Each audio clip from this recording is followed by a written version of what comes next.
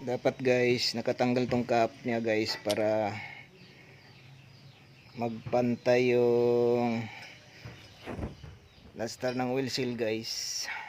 Throw your hands up if you with it, drop it.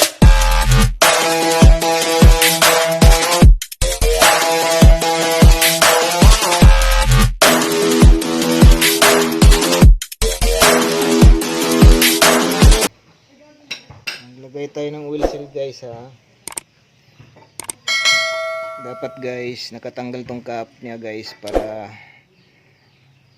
magpantay yung lastar ng wheel seal guys. Paano masabi? Mas tibay mo gini siya tanggalon kay ngano.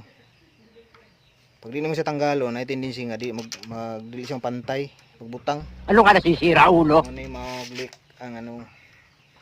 So kung magtanggal og wheel seal dapat tanawon gini siya nga magpantay gikan sa ubos hang to dire pa dong sa iyang lips. Aron utso na to dayo. So now na siya pagtaod. So dandan nini mo siya lock. Pero dapat kani siya kabalo jud ka ang ngabil niya dire. Ngabil niya dire, pantay gina siya. Pag once mo takilid, leaking gyapon. So bago nimo siya hugutan, pantay gina siya. Sama na, pantay na. Sa kalak dayon. Right.